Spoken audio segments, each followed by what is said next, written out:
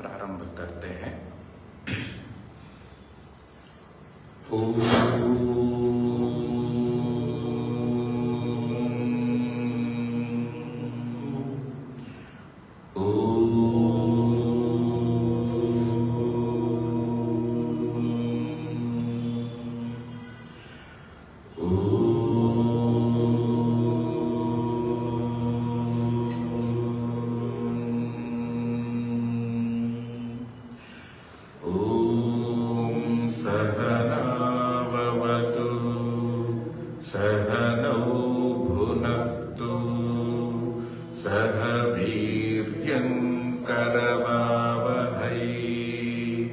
तेजस्विनावधीतमस्तु मा विद्विषावहै।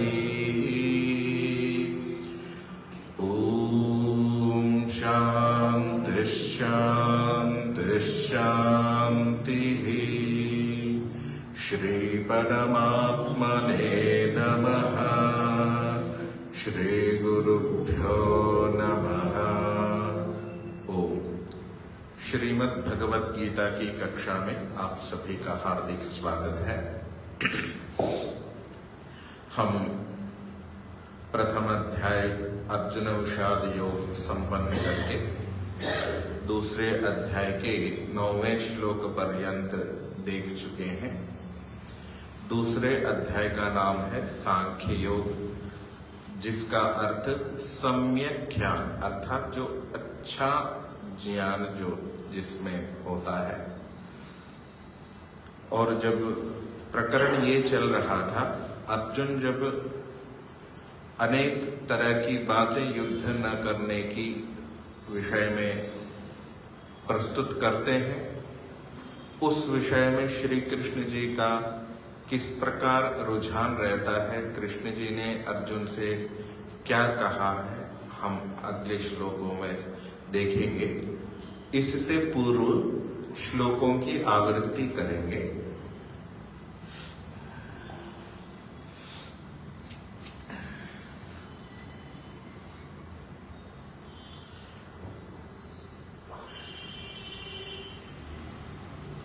प्रथम श्लोक है इस दूसरे अध्याय के।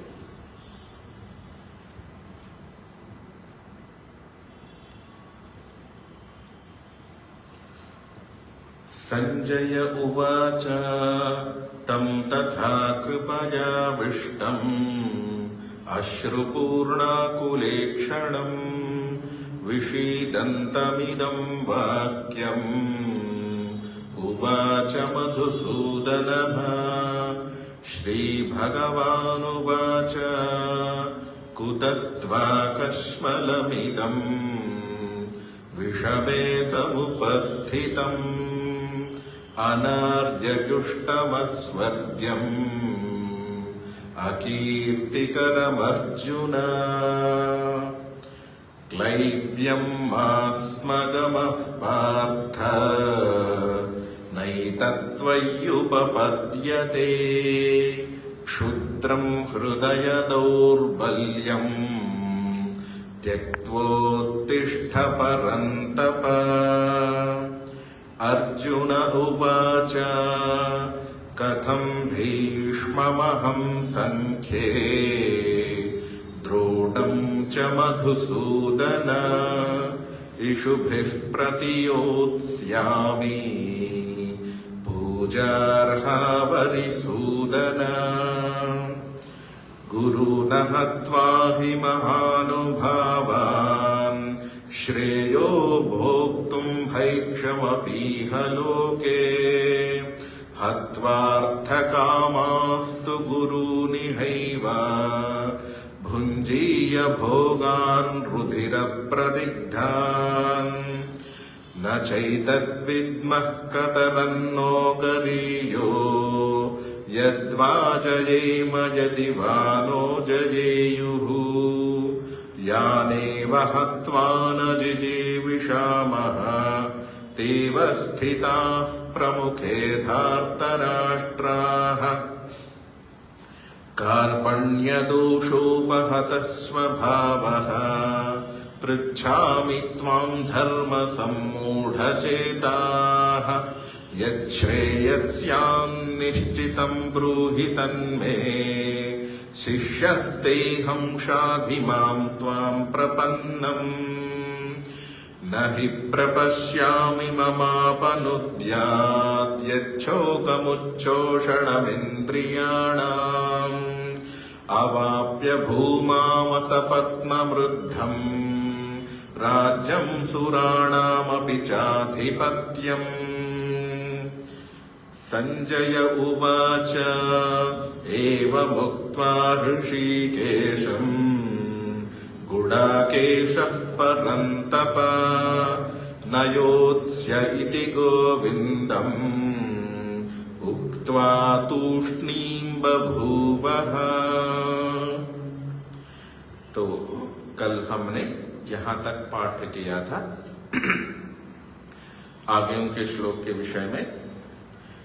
तमुवाच हृषीकेशः प्रहसन्निव भारत सेनयोरुभयोर्मध्ये विषीदन्तमिदं वचः। श्रीभगवानुवाच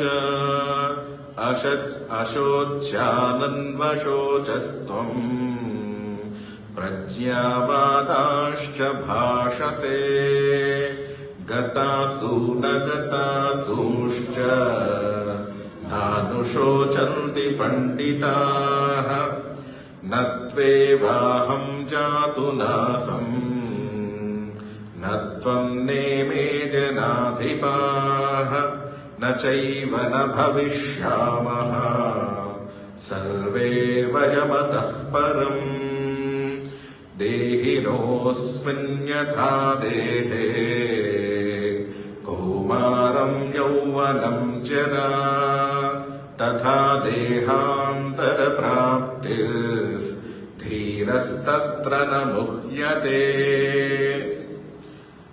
मात्रा स्पर्शास्तु कौन्तेय शीतोष्णसुखदुःखदाः आगमापायिनो नित्यास्तास्तितिक्षस्व भारत।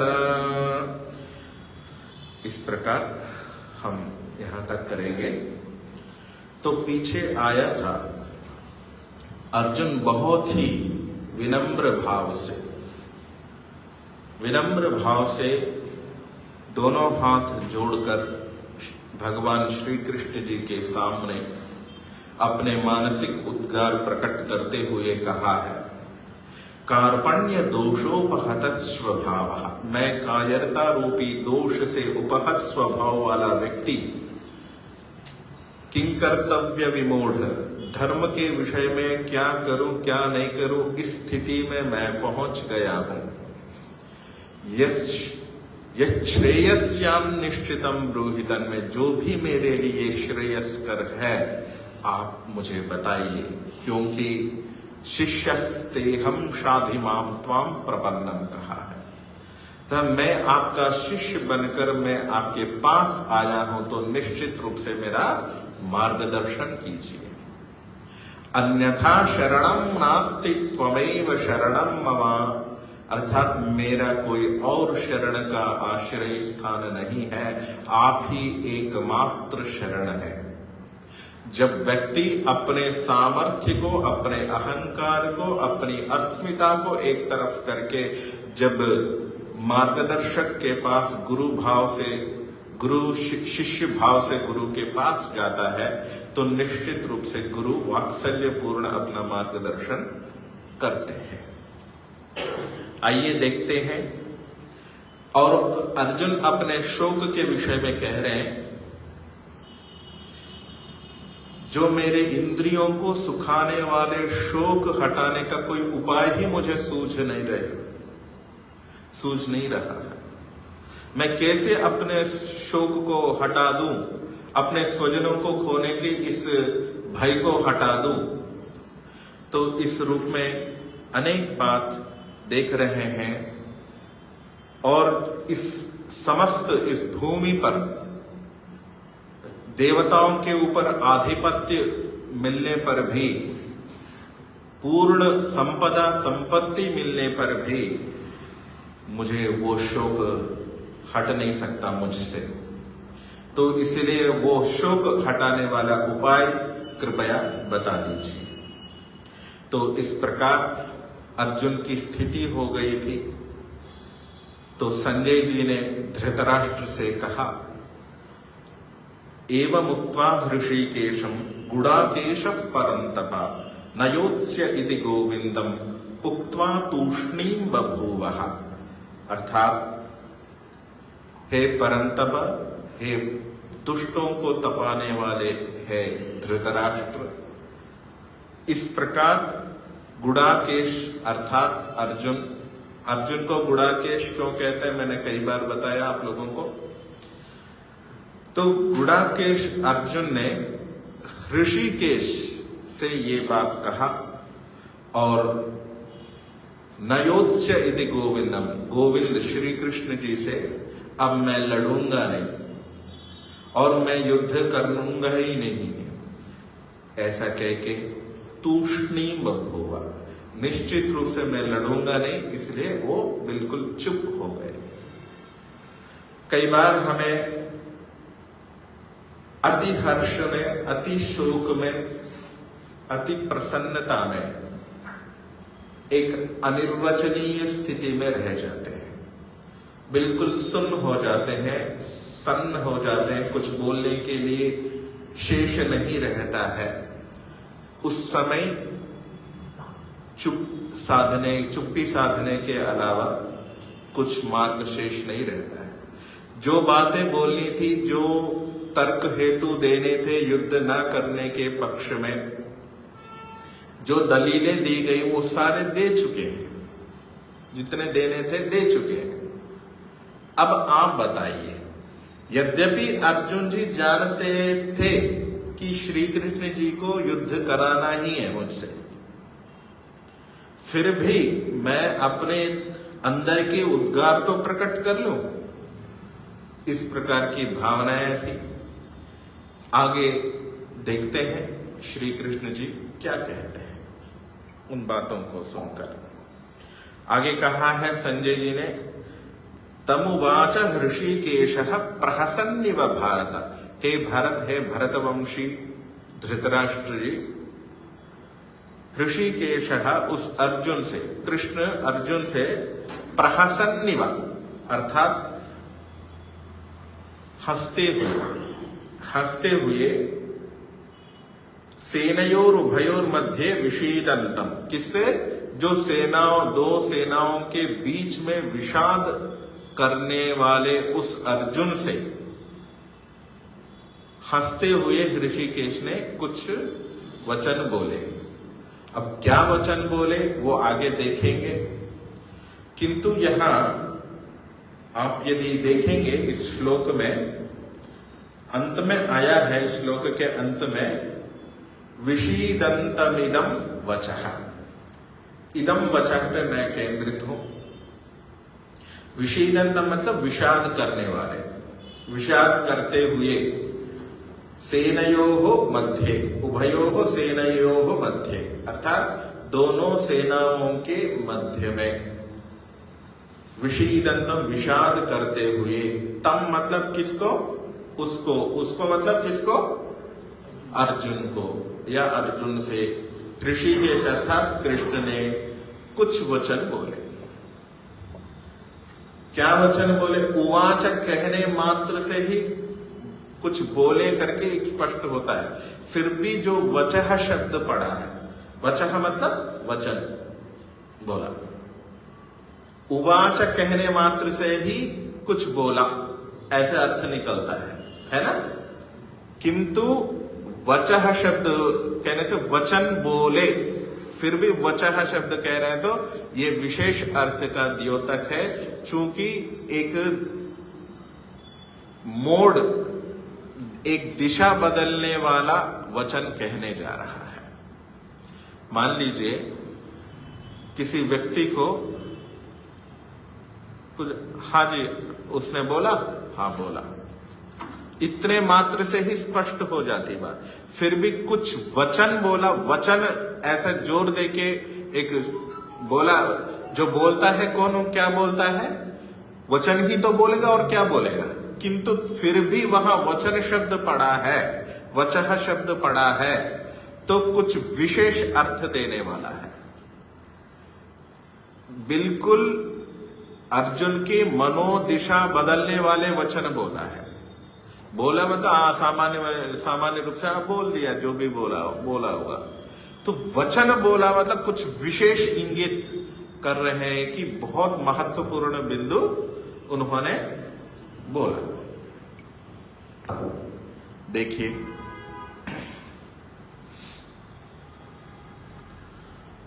श्लोक है अगला,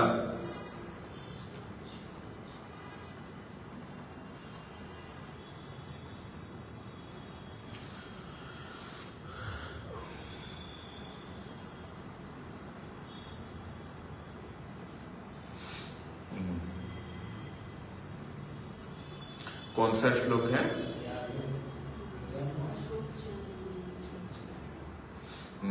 बहुत ही अच्छा श्लोक है। कुछ श्लोक ऐसे हैं आपको याद कर लेने चाहिए, उनमें से एक है। मैंने दूसरा, इस अध्याय के दूसरे तीसरे श्लोक को भी याद करने के लिए बोला था। तो 11वां श्लोक है, शोकाविष्ट अर्जुन को शोक निवृत्ति का उपदेश देने के लिए श्री कृष्ण जी ने क्या बोला। आप लोगों से निवेदन है, कक्षा में उपस्थित, मतलब इस कक्ष में प्रवेश करने से पहले ही अपना साइलेंट मोड पे रखिए फोन।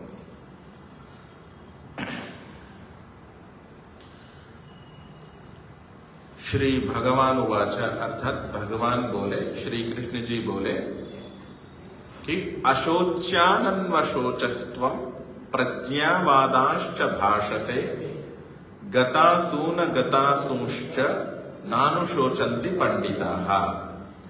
कह रहे हैं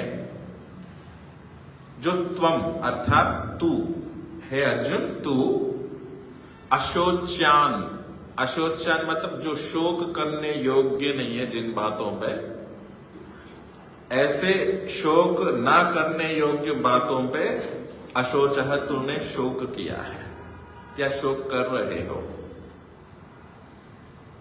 जिस पर शोक करना नहीं चाहिए और उस पर शोक कर रहे हो, और गतासून, और ऊपर से प्रज्ञावादांश्च भाषसे, अर्थात बड़े बुद्धिमानों की तरह बुद्धिमत्ता वाली बात कह रहे हो। यहां बुद्धिमत्ता भी थोड़ा सा व्यंग्यात्मक है, समझना। लक्षण मतलब थोड़ा सा व्यंजना में प्रयोग किया है। बोलते ना, बड़ी बड़ी बातें करने लगे हो आप, हाँ, छोटे बच्चों को भी बोलते हैं, या छोटी मुंह बड़ी बात कहते हैं ना, छोटे मुंह। तो युद्ध के लिए आपका कर्तव्य है युद्ध करना, तो यहां के बड़ी बड़ी पंडितों वाली बात कहने लगे। अर्थात यद्यपि श्री कृष्ण जी जानते हैं कि ये जो अर्जुन जी जो कह रहे हैं वो सही है अपनी जगह, किंतु इस संदर्भ में, इस घड़ी में ये उपयोज्य नहीं है बातें, ठीक है, उपयोज्य नहीं है, ये उपयोग वाली नहीं है। आगे चलकर कहा है, देखिए क्या कहा, प्रज्ञावादांश्च भाषसे, जो प्रज्ञा वाली बात खूब कह रहे हो तुम।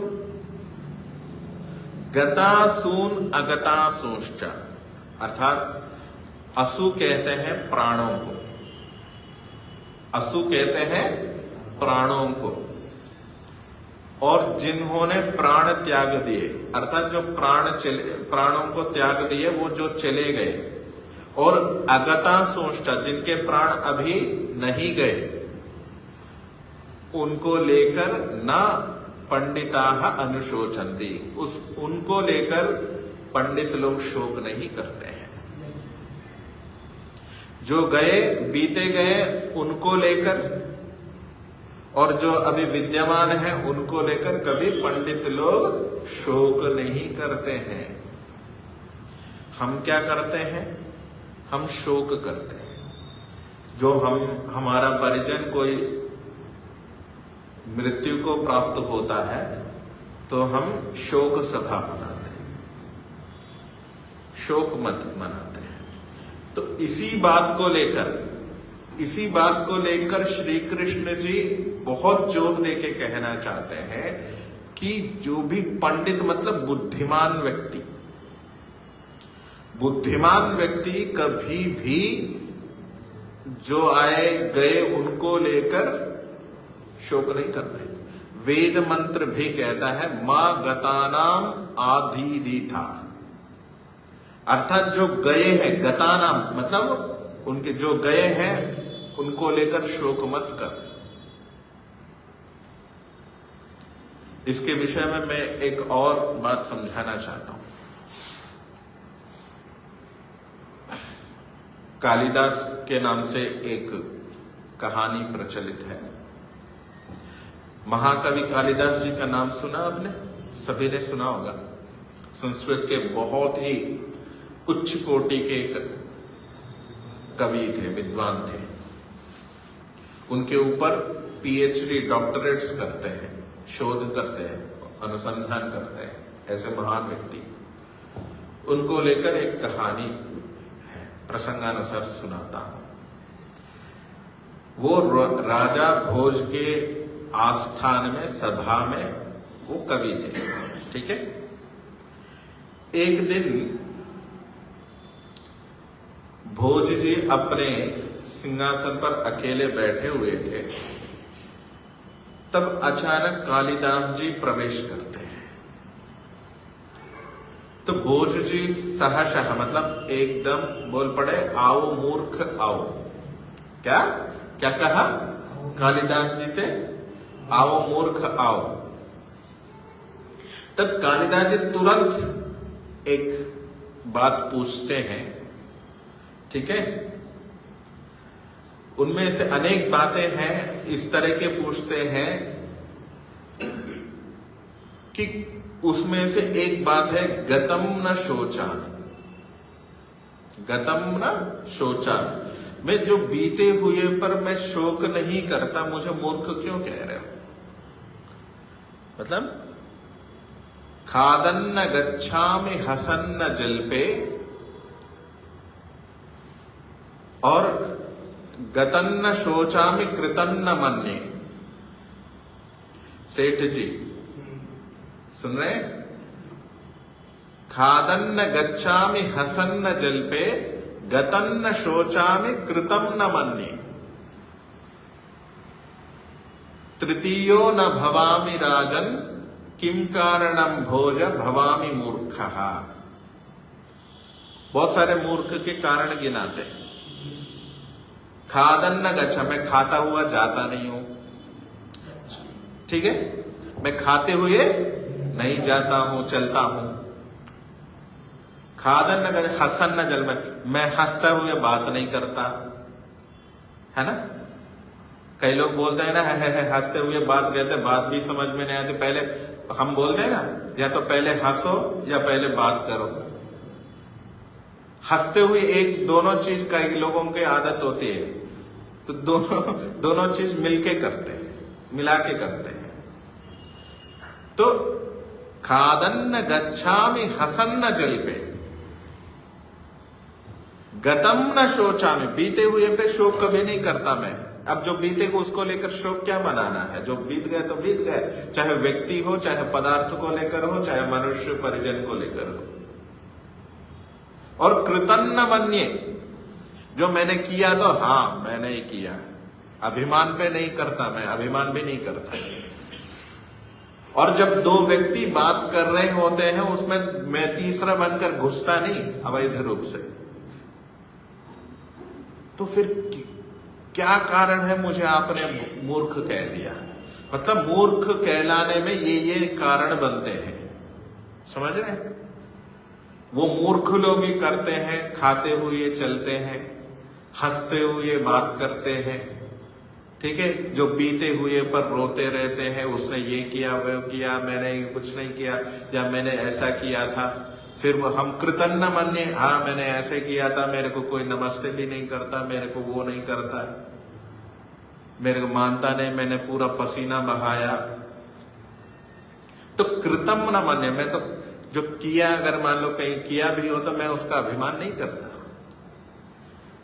द्वाभ्याम तृतीयो न भवामि राजन, है राजन, मैं दो व्यक्ति बात कर रहे हो तो उनमें से मैं तीसरा बनकर प्रवेश नहीं करता। तो आपने मुझे मूर्ख कैसे कह दिया बताओ। तब भोज जी को समझ में आ गया था, क्योंकि वो कालिदास जी से ये कहलवाना चाहते थे भोज जी, राजा भोज जी। ओहो, इस कारण से मेरी पत्नी ने मुझे मूर्ख कह दिया। कारण क्या था? वो पहले जब उनकी जो पत्नी अपने परिचारिकाओं के साथ, अपने जो सहेलियों के साथ जो एकांत में थी, तब अचानक ये बिना पूछे बीच में गए थे। तब पत्नी ने कहा कि दो तीन व्यक्तियों के बीच में अचानक जो आ जाते हैं ना, उनको क्या कहते मालूम है? तब वो चिंता में पड़े थे, उनको ये पता नहीं, सिर्फ मूर्ख कह दिया। अब ये चिंता में, मेरी पत्नी ने मुझे मूर्ख क्यों कह दिया? चलो ये कालिदास जी आ रहे तो इन पर प्रयोग करके देखते हैं। तब ये बता, तो तब भोज जी को समझ में आ गया था, ओहो, मैं जब ये लोग बात कर रहे थे मैं तीसरा बनकर गया था, इस कारण से मुझे मूर्ख कहा गया। तब इसीलिए इस संदर्भ में मैं कहना चाह रहा हूं, गतम न शोचा, जो गया सो गया। कहते हैं ना, रात गई बात गई। हाँ, इसका भी गलत अर्थ मत लेना। रात गई बात गई का मतलब उस संबंधी शोक को भूलने के लिए।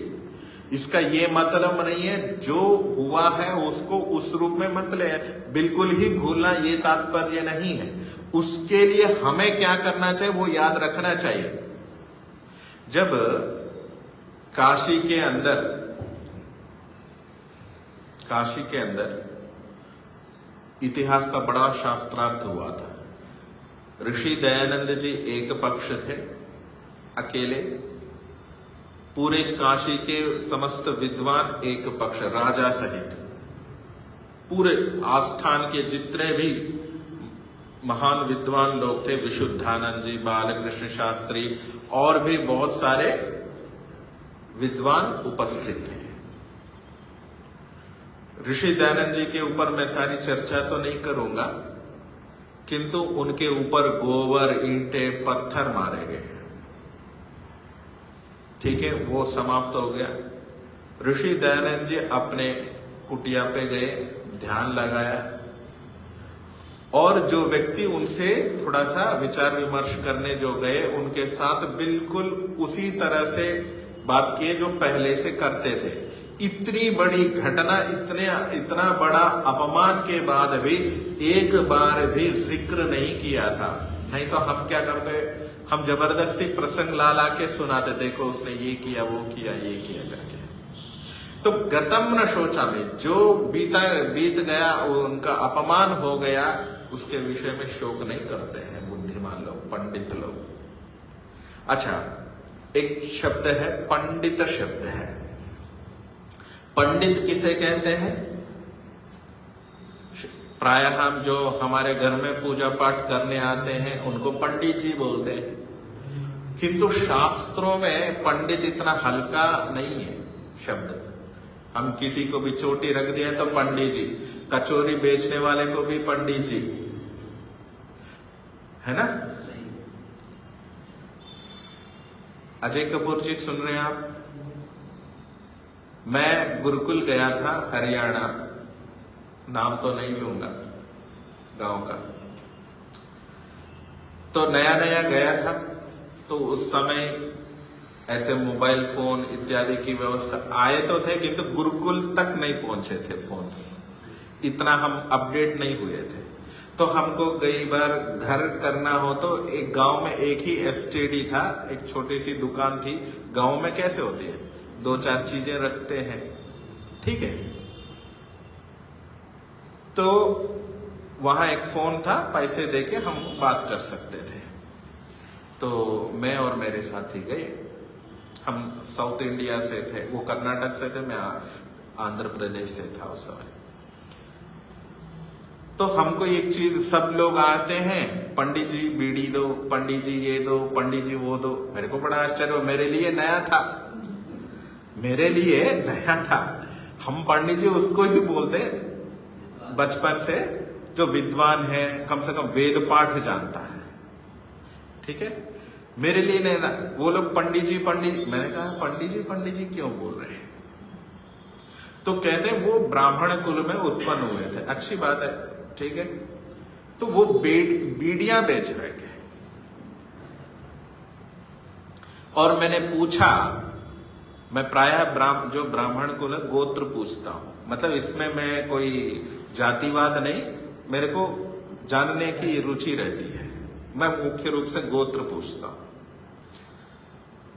तो जी हम तो श्रेष्ठ व्यक्ति हैं, हम तो श्रेष्ठ वशिष्ठ ऋषि के गोत्र के हैं। बिल्कुल नहीं, वशिष्ठ ऋषि बड़े श्रेष्ठ थे, इसमें कोई दो राय नहीं है।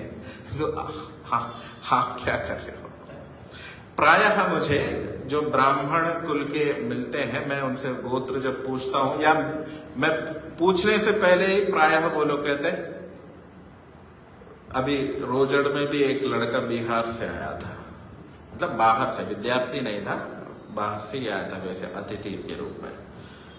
उनसे कुछ शंका समाधान वो मेरे से कर रहे थे। मैंने कहा मैं बेटे, फिर वो अपना बोलने लगे, मैं तो इस ऋषि का हूं, गौतम ऋषि का, जो कि ब्राह्मणों में सबसे श्रेष्ठ गोत्र, वही परिचय दे रहे मुझे। मैंने कहा माना आप गौतम गोत्री के। तो गौतम ऋषि ने कम से कम इतना तो जानते हो कि गौतम ऋषि ने कौन सी रचना की थी, उनकी कृति क्या है, ये बताओ। पढ़ने की बात दूर, अपने गोत्र पर आप गर्व कर रहे हो, अच्छी बात है, किंतु गौतम ऋषि ने कौन सा शास्त्र रचा, पहले ये बताओ, फिर मान जाऊंगा कि गौतम ऋषि, आप गौतम ऋषि के वंशज हैं। निरुत्तर, उत्तर नहीं है। करो, सबसे पहले गर्व मत करो, ठीक है। अगर करना ही है तो पूर्ण ज्ञान सहित करो।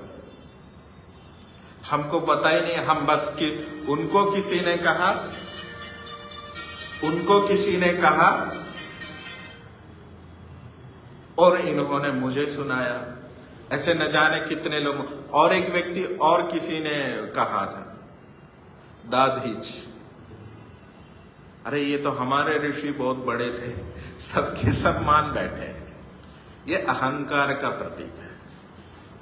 संदर्भ, हालांकि ये हमारा विषय नहीं है, फिर भी एक बात बता रहा, ठीक है। ऋषि गोत्र के हैं, बहुत अच्छी बात है, किंतु ऋषि अनुकूल शास्त्रों का पढ़ो आप, जब ऋषि गोत्री हैं।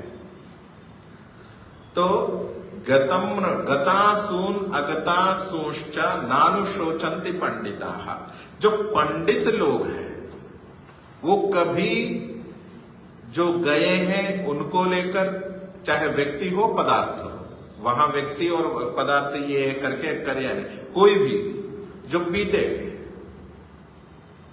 और अगतासूंश्च, जो प्राण, मतलब यहां व्यक्ति को लेंगे क्योंकि असु कहते हैं प्राण। प्राण किसके होते हैं? प्राणियों के ही होते हैं ना। तो जिनके प्राण चले गए उनको लेकर, जिनके प्राण नहीं चले गए उनको लेकर कोई शोक मत करना। हाय हाय मेरे शत्रु बच गए, चलो इनको और मारना चाहिए था, ऐसे नहीं सोचना चाहिए। एक शब्द है असु, कहते हैं प्राण, है ना। राक्षसों को क्या कहते हैं? हाँ, बहुत अच्छा है शर्मा जी, बहुत अच्छी बात है। और देवताओं को क्या कहते हैं? सुर। सुर और असुर, ठीक है ना। असुरों को असुर क्यों कहते हैं? राक्षसों को असुर क्यों कहते हैं? जो असु वो प्राणों की पुष्टि में ही लगे रहते हैं। समझ रहे? असुरों को असुर क्यों कहते हैं? हम भी असुर है कहीं ना कहीं। क्यों? कारण हम प्राणों की पुष्टि में, अर्थात प्राणों को पुष्ट नहीं करना ये नहीं है, हम प्राणों को भी पुष्ट करना, किंतु इससे भी महत्वपूर्ण अपने आत्मा की पुष्टि करनी है, आत्मा को पुष्ट करना है ना। हम जो सिर्फ अपने प्राण शरीर को, अपने प्राणों को ही पुष्ट करने में लगे हैं, मन को, इंद्रियों, उससे भी सूक्ष्म इंद्रियां, मन, बुद्धि, आत्मा को जब पुष्ट करना नहीं जानते हो, करने में प्रयासरत नहीं है, वो असुर कहलाते हैं। प्राणों पे ही लगे रहते हैं, प्राणों को पुष्ट करने में ही लगे रहते हैं, प्राणों पे ही लगे रहते हैं। कहीं ना कहीं इस डेफिनेशन के हिसाब से तो हम सभी असुर हैं। मन की शक्ति बढ़ाने की कोशिश की कभी हमने? प्राणायाम से प्राण पुष्ट हो गए, आपका शरीर पुष्ट हो गया, तो मन को एकाग्र करने के लिए ध्यान साधना की नहीं, तपस्या की नहीं, भक्ति की नहीं सही मायने में, तो हम आत्म साधक कैसे बनेंगे? सुर कैसे बनेंगे? ठीक है, हमको देव बनना है ना। देव, वेद कहता है देव बनना है, मनुष्य नहीं रहना है। मनुष्य रूप में जन्म लिया। एक समाज में प्रचलित है ना, गरीबी में जन्म लेना कोई पाप नहीं है, किंतु गरीबी में मरना बड़ा पाप है, ऐसा बोलते हैं ना आजकल, प्रचलित है। मतलब अभाव में जन्म लेना हमारे हाथ में नहीं, तो हम क्या कर सकते, किंतु जो जैसे पैदा हुए वैसे ही उस अभाव में मरना है, तो तुम्हारी कमी है। अर्थात पुरुषार्थ करो, खूब धन कमाओ, बड़े बन जाओ, ये बोलते हैं। ऐसे ही अभाव, इस प्राणों को पुष्ट करने में, प्राणों के करने में ही हमने जन्म लिया, कोई गलती नहीं है, बिल्कुल करना चाहिए। उससे भी आगे प्रमोट होना है कि नहीं होना है? प्रमोट होना। दिक्कत यह है कि हम डिमोट हो रहे हैं। यहां प्राणों की पुष्टि में कितने लोग अपने स्वास्थ्य को लेकर सजग है, बताइए? हम प्रमोट की रही बात दूर, हम डिमोट हो रहे हैं, डिमोशन हो रहा है हमारा, प्रमोशन नहीं हो रहा है। तो शास्त्र कह रहा है कि प्रमोट होना है। तो गतासून अगतासूश्च नानुशोचन्ति पंडिताः, पंडित उसे कहते, पंडित शब्द, पंडा अस्य अस्ति इति पंडितः, या पंडा अस्मिन् अस्ति इति पंडितः। पंडा कहते हैं बुद्धि को, मेधा को। डॉक्टर धर्मवीर जी कहा करते थे। तो पंडा कहते हैं मेधा को, ठीक है ना। जिस प्रकार जिसके पास धन होता है वो धनिक या धनवान कहलाता है कि नहीं कहलाता, ऐसा ही जिसके अंदर या जिसके पास मेधा बुद्धि होती है उसको कहते हैं पंडित। तो इस हिसाब से देख लो कितने पंडित हैं हम लोग। हाँ? जो मंत्र पाठ करने आते हैं, मुंह में मसाला भरा हुआ, देखे होंगे ना आप लोग, मैंने खूब देखे, इसलिए बहुत आलोचना कर रहा हूं उनकी। जब मुंह में मसाला भरा हुआ उच्चारण करते तो उच्चारण कैसे ठीक होगा? जबकि वर्णोच्चारण शिक्षा के अनुसार अंबुकृतम, अर्थात जो मुंह में, अंबु कहते पानी को, जो पानी मुंह में भर के बोलेंगे, जो लार होता है अंदर का, थूक होता है, उसको देखे उच्चारण कर, तो उच्चारण सही होगा। उच्चारण करने वाले दोषों में अंबुकृतम भी कहा है। जिसके दोष बिना पानी भरे हुए उनकी आवाज ही ऐसे होती है। जैसे, नाम तो नहीं लूंगा, फिर भी एक बहुत बड़े पहलवान है, ऊंचे लंबे, देश विदेश में उन्होंने नाम कमाया, वो बोलते तो ऐसे ही बोलते, मुंह में पानी भरा हुआ, स्पष्टता नहीं होती। उच्चारण की स्पष्टता होनी चाहिए। तो ऐसे व्यक्ति को हमने पंडित जी मान लिया, उनको पंडित जी बुलाते। अच्छा, आप मान लीजिए कोई ब्राह्मण कुल में उत्पन्न हुआ, रिक्शा खींच रहा है, उसको भी हमने पंडित जी बोल दिया। बीड़िया बेच रहा है, उसको भी हमने पंडित जी बोल दिया। कितना उचित है आप देख लो। मैंने तो अपनी बात कह दी, किसको बोलना है? पंडित। पंडित बहुत उच्च कोटि का शब्द है। श्री कृष्ण जैसे महान व्यक्ति इन अर्थों में पंडित शब्द का प्रयोग किया है। ठीक है, तो आगे चलते हैं।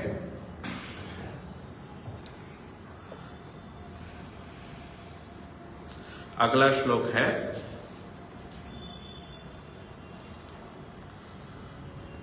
कौन सा श्लोक है जी?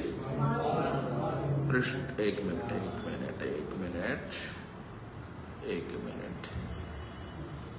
मैं थोड़ा सा आगे चल गया था।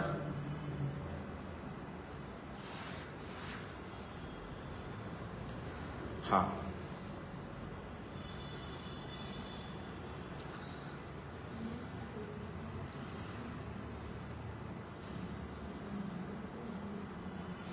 हाँ,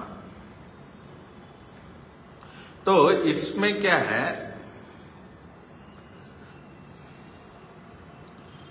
11वां श्लोक था ना हमारा, 11वां श्लोक था ये अशौचानन्वशोतस्तुम। तो पंचतंत्र में एक बात आई है, हालांकि ये अर्थवाद, एक शास्त्रों में एक अर्थवाद होता है समझाने के लिए। एक प्रश्न, किसी कार्य को करने में हमारे अंदर रुचि पैदा हो, इसीलिए कुछ अर्थवाद करते हैं। ठीक है, विज्ञापन ही समझ लो, उस कार्य के प्रति हमारी रुचि हो, प्रवृत्ति बढ़े।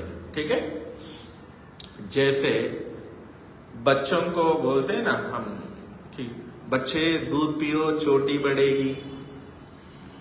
ठीक है ना, तो चोटी बढ़ने के कारण दूध पीने को बोलते हैं, कारण हेतु के दूध पियोगे तो चोटी बढ़ेगी, क्योंकि चोटी बढ़ाना सब चाहते हैं, बाल बढ़ा। तो हाँ जी, बादाम खाओ बुद्धि बढ़ेगी, बोलते कि नहीं? तो बादाम खिलाने के लिए बुद्धि बढ़ाने का अर्थवाद है। ऐसे ही बहुत सारे अर्थवाद होते हैं, मैं समय समय पर बता रहूंगा। तो कह रहे हैं पंचतंत्र में कि श्लेष्माश्रु बांधवैर्मुक्तम प्रेते भुंक्ते यतो वशः तस्मान्न रोदितव्यम ही क्रियाः कार्याश्च शक्तितः। तो गतासून अगतासूश्च न अनुशोचन्ति, अर्थात शोक नहीं करते हैं। इस संदर्भ में एक पंचतंत्र का श्लोक भी है, जो कोई अपने घर में या अपने परिजन की मृत्यु हो जाती है, हम शोक करते हैं, रोते कि नहीं रोते? रोने से क्या, हमारे आंसू आते हैं, और नाक से श्लेष्म भी आता है रोने से, बहुत तेज रोने से।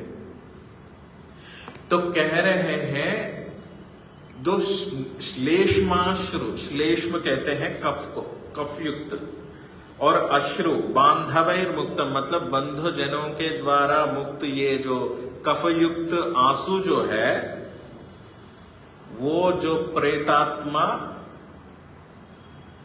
पीती, खाती पीती है।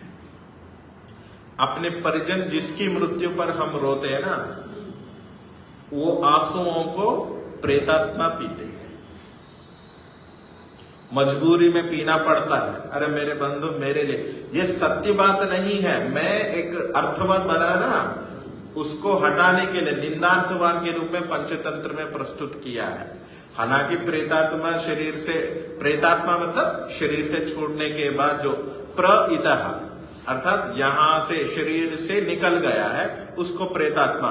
प्रेतात्मा मतलब वो जो भूतनी बोलते हैं ना, ऐसा नहीं है, पिशाच नहीं है।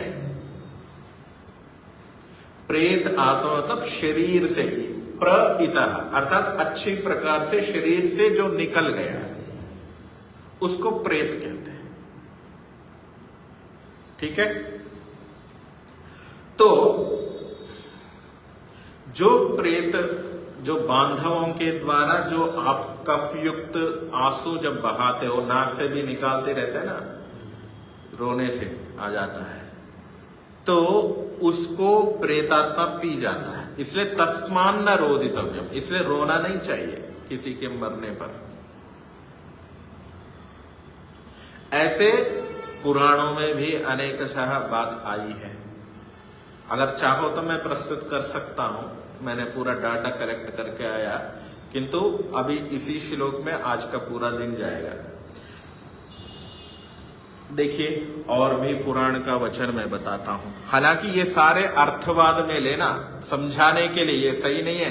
कभी प्रेतात्मा कभी पीती नहीं है, क्योंकि शरीर से छूटने के बाद अपने परमात्मा की व्यवस्था के अंतर्गत जो उन्होंने जीवंत शरीर में जब रहते हुए जो पुण्य और पाप कर्म किए हैं, उसके अनुसार नए शरीर को धारण करता है। आगे चलकर स्वयं श्री कृष्ण जी समझाएंगे उस बात को। कहा, किंतु स्कंद पुराण में एक बात और आई है, मृतानाम बांधवे ये तो मुंचन्त्यश्रूणि भूतले पिबन्त्यश्रूणि तान्यद्धा मृताः प्रेताः परत्रवै। स्कंद पुराण में कहा है कि मृतानाम, जो मरे हुए के जो बांधव लोग अर्थात बंधु लोग हैं, भूतले अश्रुणि मुंचन्ति, अर्थात इस भूमि पर जो अश्रु छोड़ते हैं, आंसुओं का त्याग करते हैं, वो आंसू पिबन्त्यश्रूणि प्रेता मृताः प्रेताः, अर्थात जो वो आंसू वो प्रेत पीती है दूसरे लोक में। अब देख लो, अर्थात एक तर्क देता हूं। हम आर्य समाजी वैदिक धर्म को मानने वाले हैं, हम पिंडदान जलदान को नहीं मानते हैं, क्योंकि ऋषि दयानंद जी ने वेदानुसार बोला। चलो, ऋषि दयानंद जी ने बोला इसलिए हम मानते, ऐसा नहीं है। मैंने भी शास्त्रों का जितना अध्ययन किया गुरु सानिध्य में बैठकर, तो शास्त्रों में, सत्य में, वेदों में कहीं भी ऐसा नहीं आया, और शास्त्रों में भी कहीं भी नहीं आया पिंडदान और जलदान का। मरने के बाद आत्मा अपने कर्मानुसार नए शरीर को धारण करता है, तो कहां आप जीवंत अवस्था में हमने तो पिंडदान मतलब खिलाया पिलाया नहीं है। अब मरने के बाद आप चाहे हरिद्वार में बहाओ, चाहे कहीं भी बहाओ, वो कौन देखने आएगा? शक्तिनंदन मेरा बेटा, प्यारा बेटा मेरे लिए तो फ्लाइट में ले जाके हरिद्वार में गंगा में बहा रहा है, ये देखने आएंगे मेरे माता पिता जो भी मरने के बाद। अच्छा, मेरे बेटे मेरे नाम पे अन्नदान कर रहा है, ये तो हमारे लिए ना। जितना हम यदि अन्नदान करते हैं हमको पुण्य मिलता है, उनको शांति नहीं मिलेगी, ये ध्यान रखना। उसका कोई वो नहीं रहता है। ये तो एक जो बीच में प्रोपागेंडा, वो धंधा था, वो बनाया है।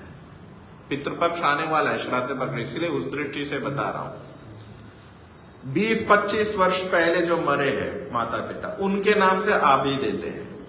अरे इससे अच्छा, ये तो पंडित जी जो पेशा करने वाले, उससे अच्छा गायों को खिलाओ, दूध देगी, गौ माता को खिलाओ। गुरुकुल में गए लो, जो शास्त्रों को पढ़ते अध्ययन करते हैं, विद्वानों को दो, ताकि और समाज को वो ज्ञान के रूप में वो सहयोग करते हैं। ठीक है, तो मेरा ये है मानना, मैं मुख्य रूप से ये कहना चाह रहा है। चलो मान लीजिए हम पिंडदान को तो नहीं मानते, चलो कुछ देर के लिए मान भी लेते हैं। ठीक है, किस लिए पिंडदान और जलदान का जो कॉन्सेप्ट किस लिए शर्मा जी?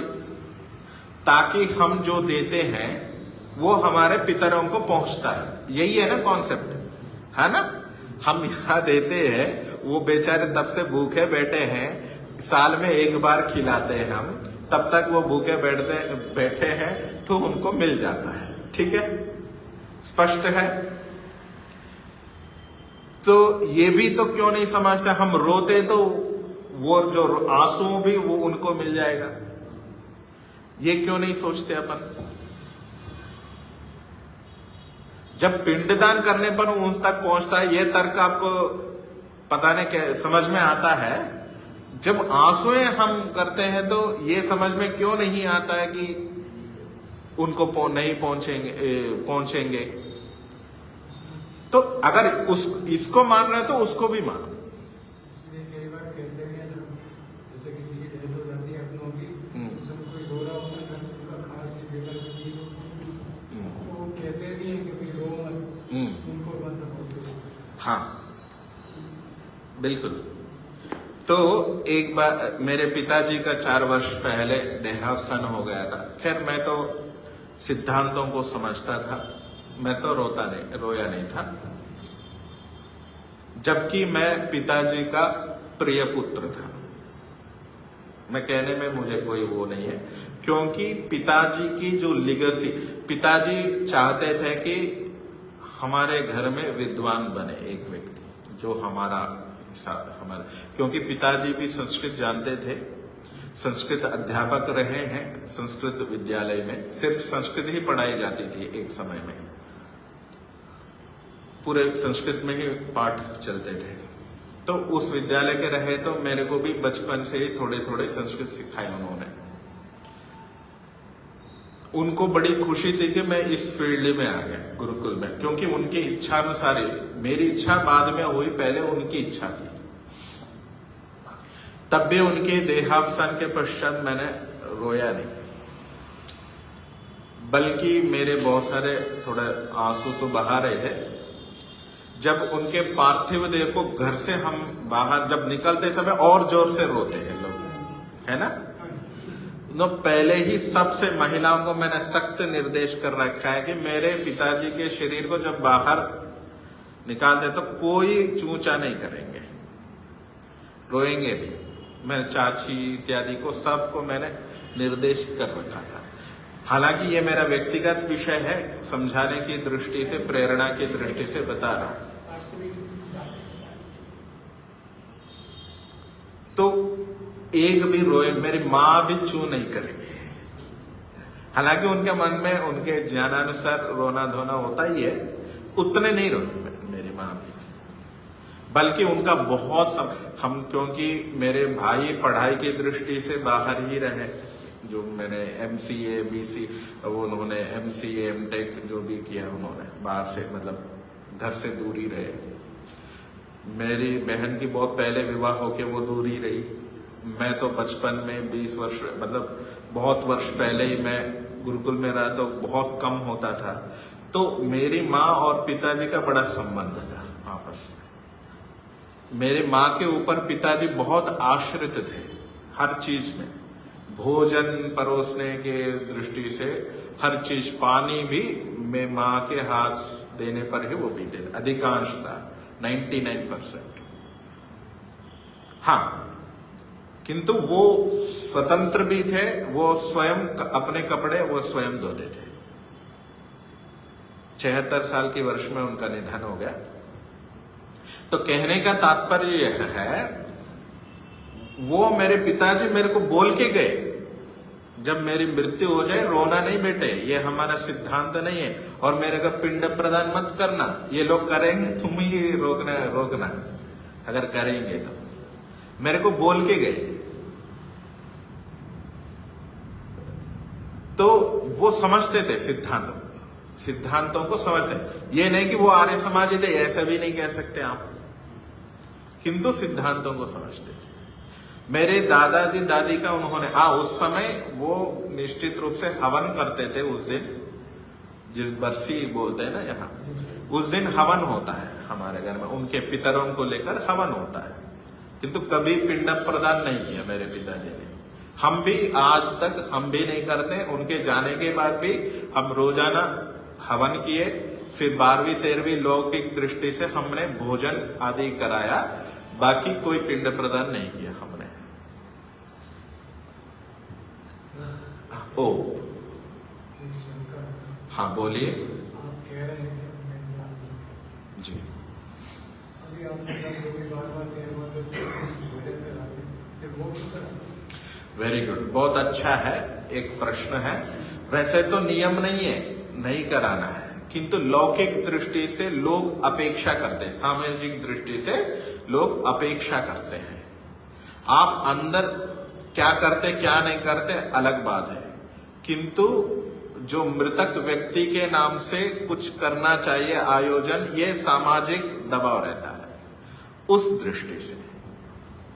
दृष्टि से करा है, बल्कि कोई नियम नहीं है।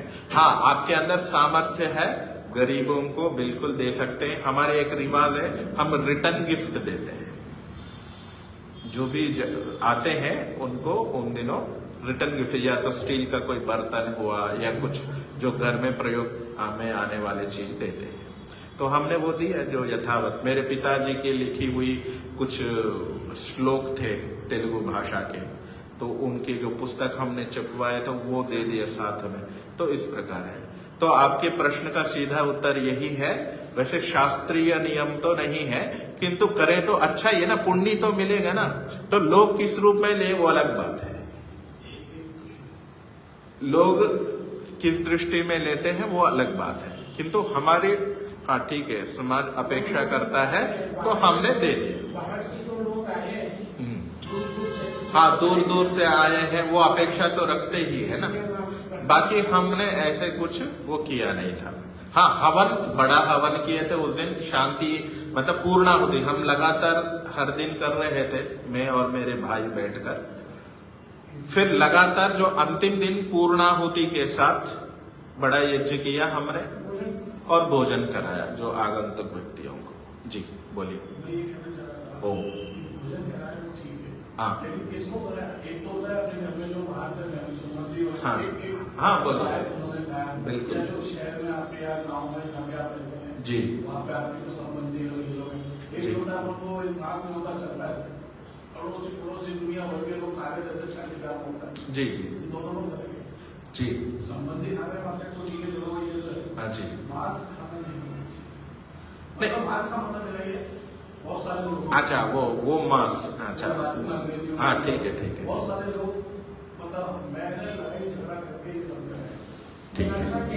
मैंने कितने संबंधी जो बाहर से आए तो मैं जो शहर में जो रिश्तेदार रहते हैं, चाचा ताऊ के लड़के वो कहेंगे बाकी कोई नहीं। हाँ। ये कोई खुशी का मौका नहीं है जो कि मैं सबको बुला के पकवान और ये लड्डू और ये सब बुला के।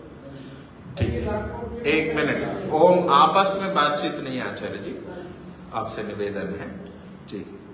तो ठीक है, ये अपनी अपनी दृष्टि, अगर मान लीजिए आपको लोगों को खिलाने की दृष्टि, इसमें कोई सीमा थोड़ी है।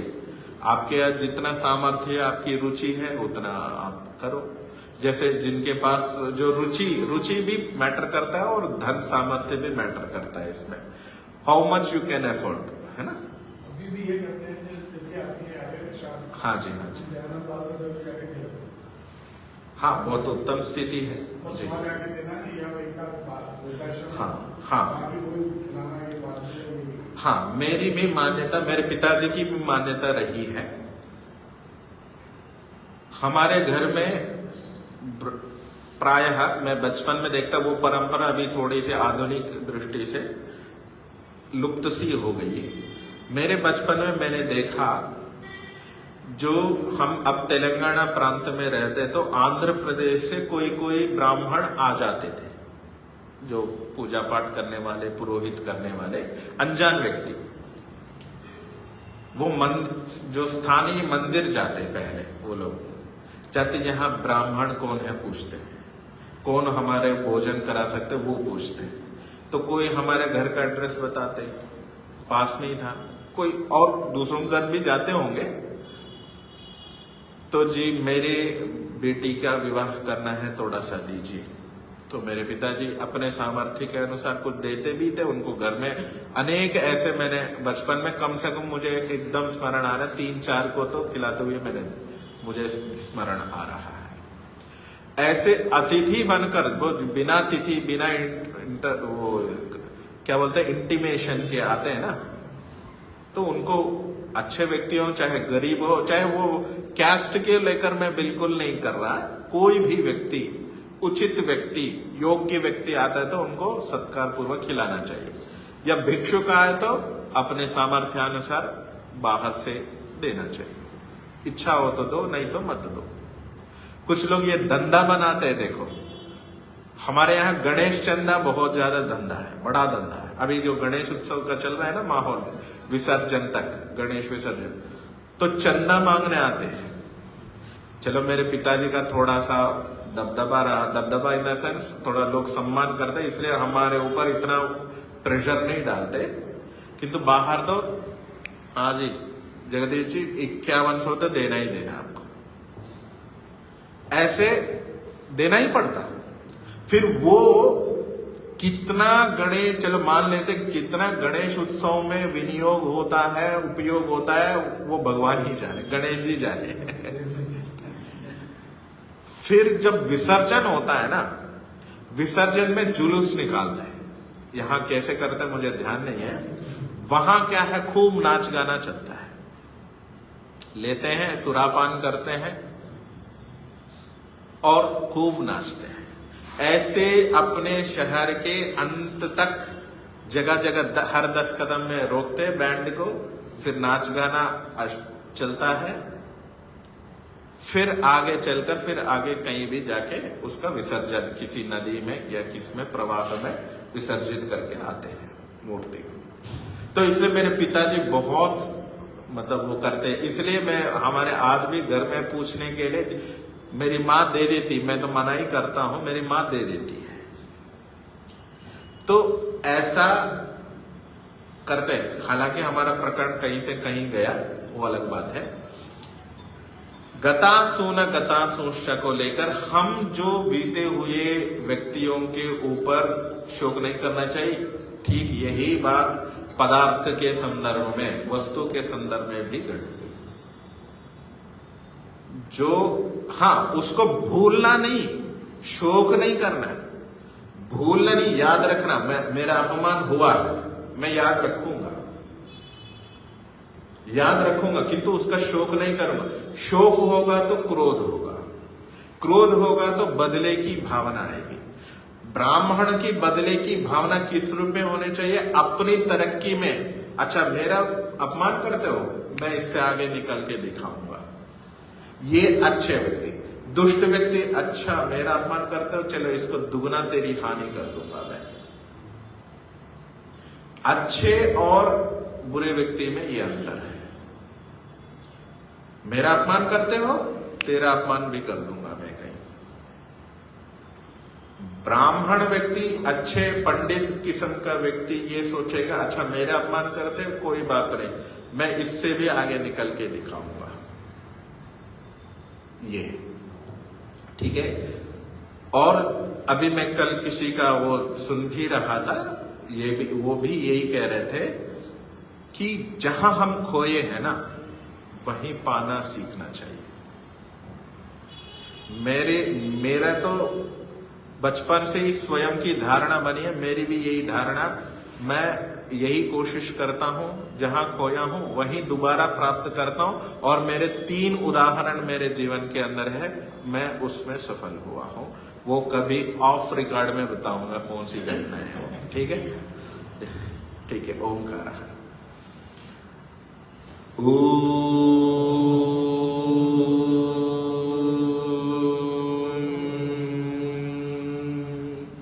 शांति शांति शांति। श्री परमात्मने नमः। श्री गुरुभ्यो नमः। ओम। सबको सादर नमस्ते जी। एक बात ये भी है